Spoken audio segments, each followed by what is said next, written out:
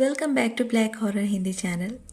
दोस्तों, जिन ये नाम तो आपने कितनी बार सुना होगा। जिन वर्ड सुनते ही अलादीन का चिराग वाला जिन याद आता है। सभी चाहते हैं कि ये चिराग वाले जैसा जिन उन्हें मिल जाए जो उनकी सारी विशेस को पूरा करे। मुझे भी बचपन में बहुत शौक था, बट जैसे जैसे बड़ी होती गई और जिन्नातों की कहानियाँ सुनते गई तो धीरे धीरे ये भूत भी उतर गया। खैर, आगे बढ़ते हैं। जिन एक अरबिक वर्ड है। जिन का जिक्र इस्लाम में इस तरह किया गया है कि कहा जाता है कि अल्लाह ने जिन को बिना धुए वाली आग से बनाया और इंसानों को मिट्टी से। जैसे इंसानों की दुनिया है वैसे जिन की अलग दुनिया होती है। जिन के पास कई मैजिकल पावर्स होते हैं। ये बहुत गुस्से वाले स्वभाव के होते हैं। ये वीरान और सुनसान जगह पर अपना ठिकाना बनाते हैं। अपनी इच्छा से ये अपनी लाइफ में कुछ भी कर सकते हैं, यहाँ तक कि ये किसी भी इंसान या जानवर का रूप ले सकते हैं। शेप शिफ्टर कहना गलत नहीं होगा। इन्हें वाइट कलर बहुत पसंद होता है। जिस कामों को इंसान बहुत मुश्किल से या मेहनत से करते हैं उसे ये जिन कुछ सेकंड्स में ही कर लेते हैं। इन्हें हर वक्त काम करने की आदत होती है। धर्म चाहे कोई भी हो, लेकिन सच यही है कि सभी धर्म अपने अपने तरीके से पैरानॉर्मल ताकतों पर भरोसा करते हैं। जैसे हिंदू धर्म में भूत पिशाच, क्रिश्चियन में डेविल और इस्लाम में जिन। जिस तरह इंसान अच्छे और बुरे होते हैं उसी तरह जिन में भी कुछ अच्छे जिन होते हैं तो कुछ बहुत बुरे। जो बुरे जिन होते हैं उन्हें इंसानों को परेशान करना अच्छा लगता है। इंसान इन जिन को अपने वश में करना चाहते हैं अपनी इच्छाओं को पूरी करने के लिए, लेकिन ये इतना आसान नहीं है। इसमें जान भी चली जाती है। अगर आप बुरी नीयत से उन्हें साधने की कोशिश करेंगे तो वो बहुत डेंजर होता है। कहते हैं कि अगर जिन को साधने के दौरान आपकी डेथ हो जाती है तो आपकी रूह उन जिन्नातों की दुनिया में भटकती रहेगी। जिन और उनकी दुनिया का रहस्य आज भी पूरी तरह से इंसान के सामने नहीं आया है। जिन के बारे में काफ़ी चीज़ें पहले से मैं सुन रखी थी, पर जब आजकल मैं कुछ और इन्फॉर्मेशन सर्च कर रही थी तो मैंने देखा कि यूट्यूब पे या गूगल पर हर जगह ये बोला जा रहा है कि इस्लाम में इंसान बनने के बाद जिन में बदल जाता है। भाई, ये किसने कह दिया आप लोगों से? जहाँ तक मैं जानती हूँ कि इस्लाम धर्म में ऐसा कुछ नहीं है, ना ही किसी बुक में मेंशन किया गया है। अगर मेरे किसी सब्सक्राइबर को इस बात की सच्चाई मालूम हो तो कमेंट बॉक्स में ज़रूर बताएं ताकि और लोगों को भी मालूम हो।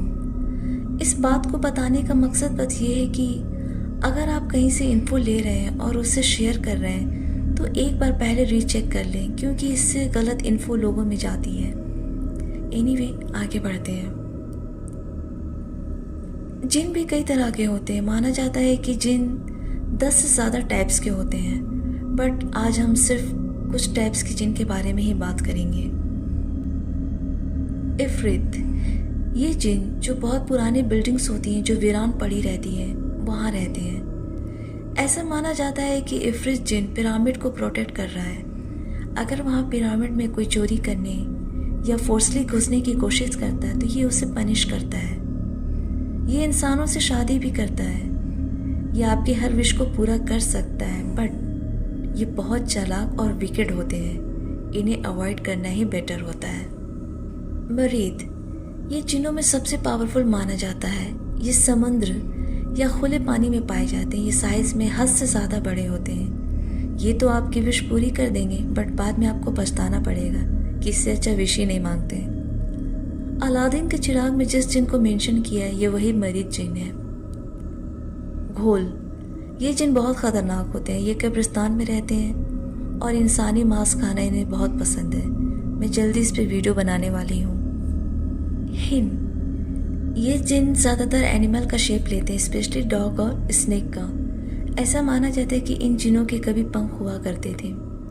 जन, ये भी एक तरह के शेप शिफ्टर जिन होते हैं। ये ज़्यादातर रेगिस्तान में मिलते हैं। ये वाइट कैमल या रेगिस्तान में जो तूफ़ान या बवंडर आता है उसका शेप ज़्यादा लेते हैं। ये घोल जिन के दुश्मन होते हैं। सिक, ये जिन वीक होते हैं, ये अजीब से टूटे फूटे शेप में दिखते हैं। नस नस, ये जिन भी वीक होते हैं। नस नस जो जिन होते हैं वो आधे इंसान होते हैं। इनका आधा सिर होता है, एक हाथ और एक पैर होता है। आप पिक में देख सकते हैं। पलीस, ये जिन भी रेगिस्तान में पाए जाते हैं और ये फुट लीकर होते हैं। ये सोते हुए लोगों पर अटैक करते हैं और उनके पैरों को लिक करके उनका ब्लड पी जाते हैं। ये लो इंटेलिजेंस के होते हैं, इन्हें आप इजीली बेवकूफ़ बना सकते हैं। सिलत, ये बहुत स्मार्ट शेप शिफ्टर जिन होते हैं। ये बहुत आसानी से ह्यूमन की आवाज़ को कॉपी करते हैं। ये पर्शियन लोक कथाओं का एक पार्ट भी है। खबीस, ये जिन तो बहुत गंदे होते हैं। ये बहुत गंदी जगह रहते हैं, स्पेशली टॉयलेट में। मेरे ख्याल से आप लोग इन जिनों में से बस इफरीत, मरीर, घोल, बैताल, इन्हीं जिन्नातों के बारे में ज़्यादा सुने होंगे। मैं अपनी तरफ से पूरी कोशिश की हूँ कि आप सबको ज़्यादा से ज़्यादा इन्फॉर्मेशन देने की। उम्मीद है आप लोगों को अच्छी लगी होगी। आइए जिन की कुछ सच्ची भयानक कहानियों को सुनते हैं।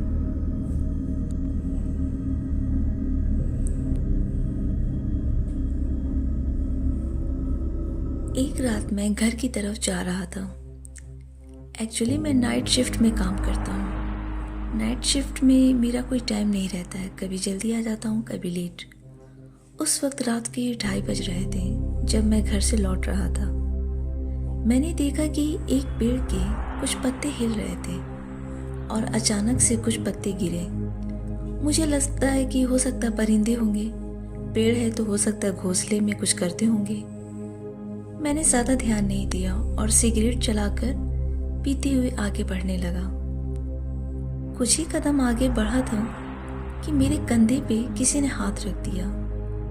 मैं मुड़कर पीछे देखा तो एक लड़का खड़ा था। वो मुझसे पूछने लगा कि तुम कहाँ जा रहे हो।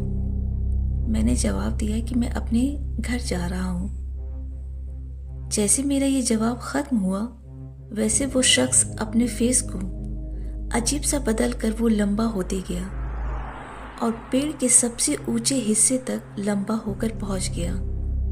ये देखकर मैं बहुत डर गया और बेहोश हो गया।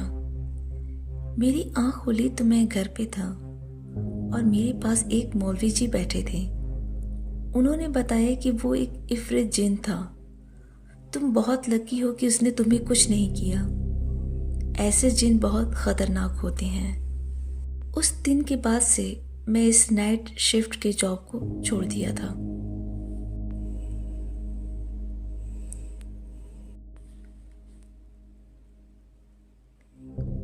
मेरा नाम अधीर सिंह है।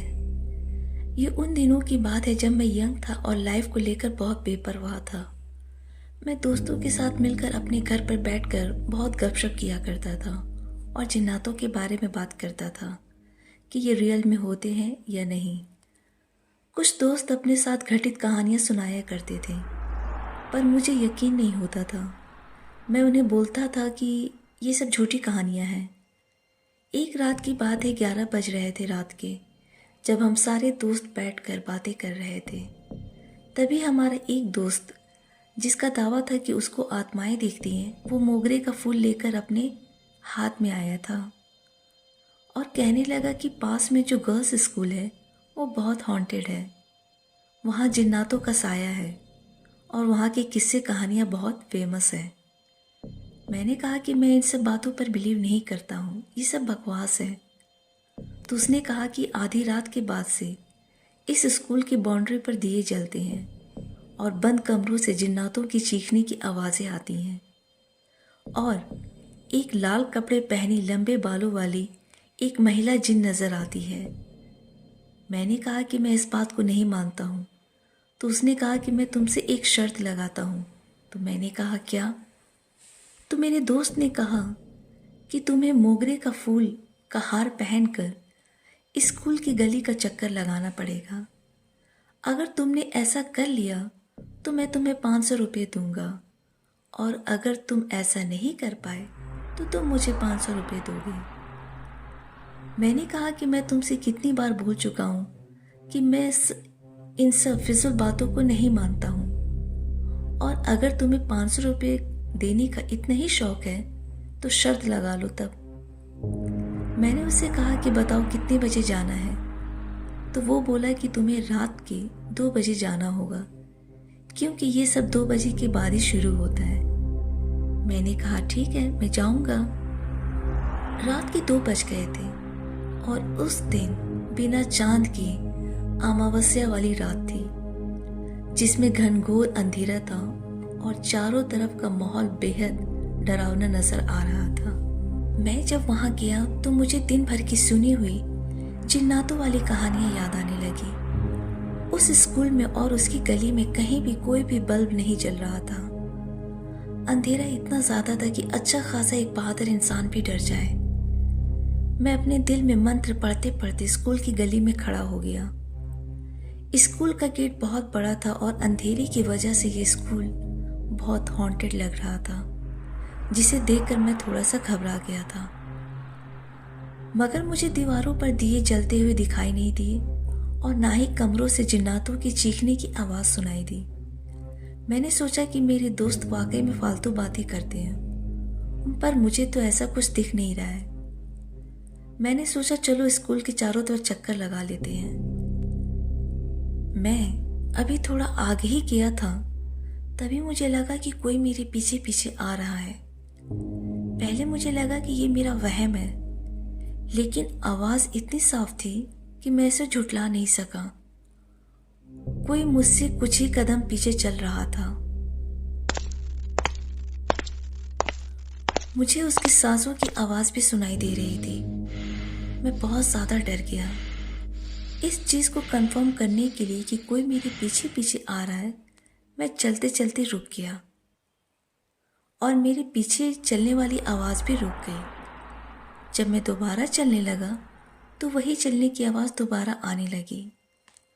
सबसे ज्यादा डरावने वाली बात यह थी कि जैसे मैं चल रहा था वैसे ही उसकी चाल थी, बिल्कुल मेरे कदमों से मैच करती हुई, और ये कोई नॉर्मल इंसान नहीं कर सकता है। सभी जानते हैं कि पीछे मुड़कर देखने वालों को जिन्नात क्या करते हैं, इसलिए मैं पीछे नहीं मुड़ा। मैं बहुत ज्यादा कांपने लगा था। जिस बात को मैं यकीन नहीं कर रहा था वो चीज़ मुझे मेरे सामने दिख रही थी, यानी कि दीवारों पर दिए अपने आप जलने लगे थे और स्कूल में रोशनी हो गई और स्कूल के कमरों से जिन्नातों की चीखने की आवाज़ आने लगी,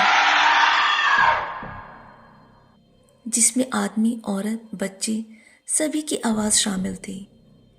मेरे पीछे कौन चल रहा था अब तक मैंने नहीं देखा था, बट मुझे लगा कि कहीं वो लाल कपड़े वाली महिला जिन तो नहीं, लेकिन मैं मुड़कर देखने की हिम्मत नहीं कर पा रहा था। 40 कदम चलने के बाद गली मुड़ गई।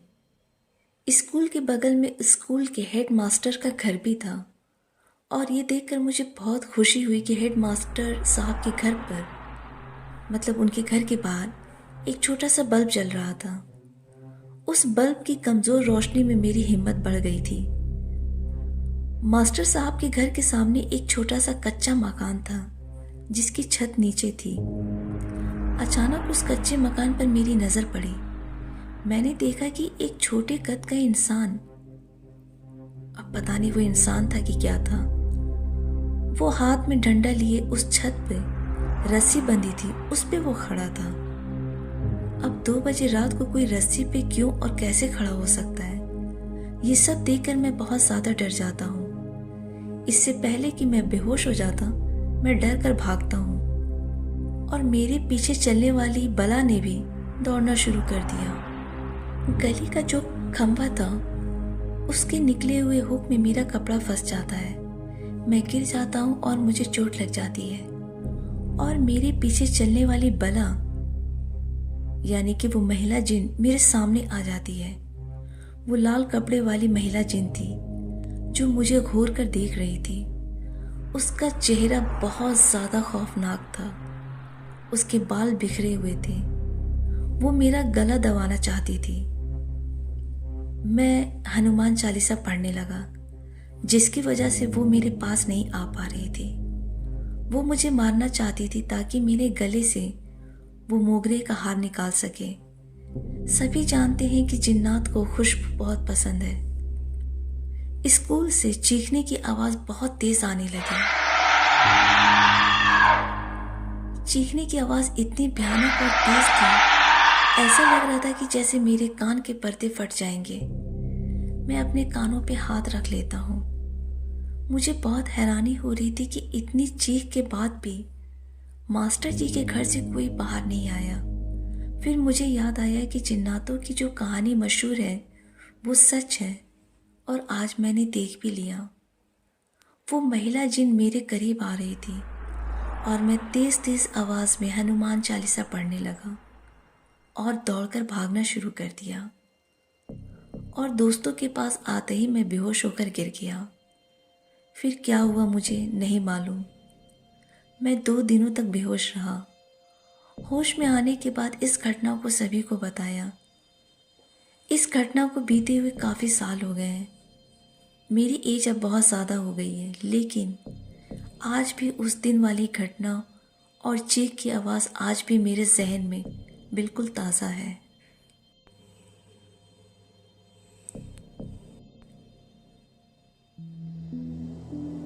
मेरा नाम फ़खरुद्दीन है। मैं आज 30 साल का हूँ। ये घटना आज से 20 साल पहले की है, जब मैं 10 साल का था। उस वक्त गर्मियों का मौसम था। मेरी भी गर्मियों की छुट्टियाँ चल रही थी। एक दिन मेरी अम्मी को उनके घर जाने का मन किया। मैं भी जिद करके अपनी मामों के घर चला गया। वहाँ जाकर मैंने बहुत मस्ती की। वहाँ जाकर मेरे बहुत सारे दोस्त बन गए। हमारा दिन पूरा मौज मस्ती में निकला करता था। हमारे वहाँ आसपास कोई खेल का मैदान नहीं था। हम सब बहुत छोटे थे। हम सब दिन के वक्त खेल ही रहे थे कि तभी हमें एक खंडर दिखाई देता है। वो खंडर हमारे मोहल्ले के बाहर था। हम सब वहाँ गए। उस खंडर में जाने के कुछ ही देर बाद हमें हमारे आसपास काले रंग का धुआं दिखाई देने लगा। तभी हमें एक बहुत भारी सी और बेहद डरावनी सी किसी की 2 बार चिल्लाने की आवाज आई। इस आवाज ने हम सबको अंदर से हिला के रख दिया। वो आवाज ना किसी इंसान की थी और ना किसी जानवर की। वो आवाज सुनते ही हम सब वहां से भागे। हम सब घर पर आए और डांट के डर से किसी को कुछ नहीं बताया। जैसे जैसे रात होती जा रही थी, मेरा डर भी उतना ही बढ़ रहा था। मेरे मामू का जो घर था वो काफ़ी बड़ा था और हम सब के सोने के लिए अलग अलग रूम था। रात में जब मैं सो रहा था, उस दिन मुझे वही आवाज़ आई, मगर मैं गहरी नींद में था, लेकिन मैं फिर भी डर रहा था। अगले दिन मैं सीढ़ियों से नीचे आ रहा था। आधी ऊंचाई पर ही मुझे ऐसा लगा कि किसी ने मुझे बहुत जोर से धक्का दिया हो। धक्का लगते ही मैं नीचे आ गिरा। नीचे गिरते ही मैं बेहोश हो गया था। जब मुझे होश आया तो मैं अपने ही कमरे में था। मेरे सिर पर पट्टी बंधी हुई थी। मुझे जल्दी खाना खिला करके मुझे सुला दिया गया। रात के करीब 1:30 बजे मेरा दम घुटने लगा, जिससे मैं उठ गया था और मेरे कमरे में वही काला धुआं हो रहा था। हवा में काफी भारीपन आ चुका था। वो सारा काला धुआं मेरे बिस्तर के सामने आ चुका था। वो धुआं ऊपर से किसी इंसान की आकृति ले रहा था। वो धुआं जब अपना पूरा आकार ले चुका था, तब उसमें से एक राक्षस जैसा जीव आया। मगर मैं जितना राक्षस के बारे में जानता था, राक्षस दिखने में काले रंग के, बड़ी मूंछों वाले, लंबे दांतों वाले और राक्षसों के सींग ऊपर की तरफ होते हैं। मगर जो अभी मेरे सामने था वो राक्षस से बिल्कुल अलग और राक्षस से कई गुना ज़्यादा डरावना था। वो जो मेरे सामने था उसका ऊपर पूरा शरीर लाल रंग का था। उसके सींग तो थे मगर नीचे की तरफ मुड़े हुए। उसकी आंखें बड़ी बड़ी और पूरी काले रंग की थी। उसके बाकी के दांत भी नुकीले थे, मगर ऊपर नीचे के दो दो दांत लंबे और नुकीले थे। उसकी कमर तक ही उसका शरीर था, बाकी नीचे की तरफ केवल बहुत सारा काला धुआं। वो दिखने में बेहद डरावना था। वो मेरी तरफ गुस्से से देखते हुए अजीब आवाजें निकाल रहा था। उसे देखते ही मैं बहुत तेज चिल्लाया। मेरी आवाज़ सुनते ही मामू और अम्मी के साथ पूरे फैमिली के लोग आ गए। मैंने सबको सारी बात बताई। मेरी बात सुनने के बाद मामू ने मुझे दरगाह पे जाने के लिए बोला। अगले दिन मामू मुझे दरगाह ले जाने ही वाले थे। इसी बीच मेरे मामू के ख़ास दोस्त आ गए। मेरे मामू ने अपने दोस्त को सारी बात बता दी। मेरे मामू के दोस्त ने सलाह दी कि दरगाह जाने से पहले वो एक मौलवी जी से मिली। उस मौलवी जी का पता पूछकर मुझे मामू अपने साथ उस मौलवी जी के पास लेकर गए। वहाँ मामू ने उस मौलवी जी को सब बताया। मौलवी जी ने बताया कि जिसे मैंने देखा वो एक बुरा और शक्तिशाली जिन था। मौलवी जी ने यह भी बताया कि आज से 2 साल पहले वो जिन एक गांव में आया था। उसने वहाँ के लोगों को हद से ज़्यादा परेशान किया और बहुत से लोगों को बेरहमी से मार डाला था। मैं उन दिनों उस गांव में गया हुआ था।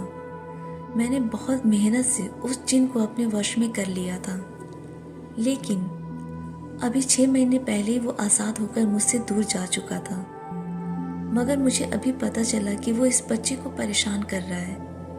हमें बिना वक्त गंवाए दरगाह चलना पड़ेगा। इसके बाद वो मौलवी जी हमारे साथ एक बड़े से दरगाह गए। वो मुझे एक बड़े से रूम में लेकर गए और उन्होंने मामू को बाहर ही रहने को बोला। और मौलवी जी ने मामू को कमरे के दरवाजे को बाहर से बंद कर देने को बोला और ये भी बोला कि चाहे कुछ भी हो जाए, जब तक मैं ना बोलूं तब तक ये दरवाज़ा को बंद रखना। उस कमरे में और भी मौलवी जी थे। दरवाज़ा बंद होते ही मुझे वहाँ काला धुआं दोबारा से दिखने लगा। वो धुआं वापस उस जिन में बदल गया। वो जिन गुस्से से मुझे ही देख रहा था और चिल्ला रहा था। उसे देखते ही मैं दरवाज़ा खोलने के लिए गिड़गिड़ाने लगा, मगर किसी ने दरवाज़ा नहीं खोला। मैं रोते रोते कुछ ही देर में बेहोश हो गया। जब मैं होश में आया तो मैं घर पर था। जब मैंने उस जिन के बारे में पूछा तो मामू ने बताया कि अल्लाह की मेहरबानी से वो अब किसी को परेशान नहीं करेगा। आज मैं आप लोगों से कहना चाहता हूँ कि आपका सामना भी ऐसी किसी बुरी शक्ति से हो रहा हो तो ऊपर वाले पर यकीन रखिए। बुरी शक्ति चाहे कितनी भी ताकतवर हो, मगर ऊपर वाले की ताकत के आगे वो कुछ भी नहीं है।